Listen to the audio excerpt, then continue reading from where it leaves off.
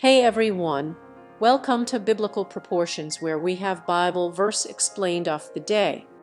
Today we explain Bible verse Hebrews 9:24 to 28 as, let's get into it.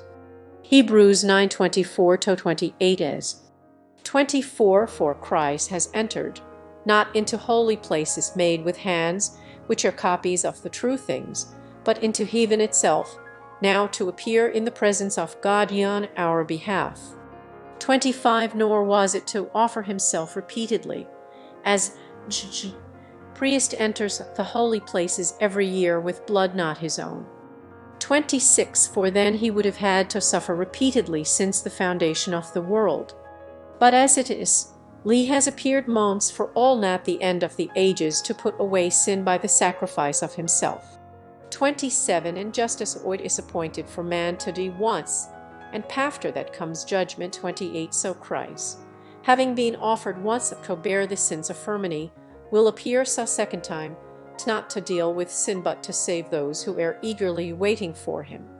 Hebrews 9:24 - 28 forms a central point in the author's ongoing argument that the person and work of Jesus Christ fulfills and eternally replaces the role of the Old Covenant temple, tabernacle, and priests.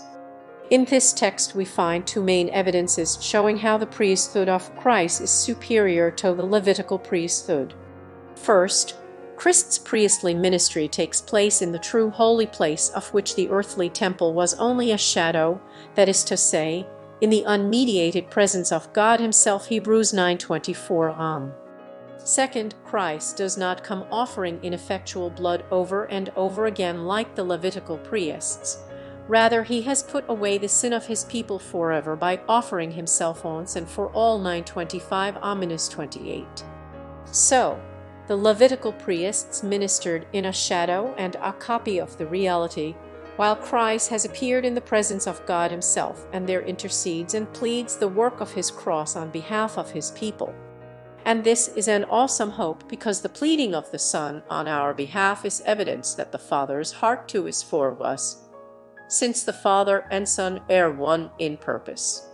But not only does Christ surpass the Old Covenant priests by ministering in the true tabernacle, he also surpasses them through the infinite qualitative superiority of his sacrifice.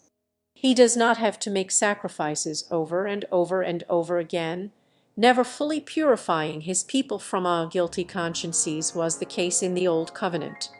Rather, he has offered himself once and for all.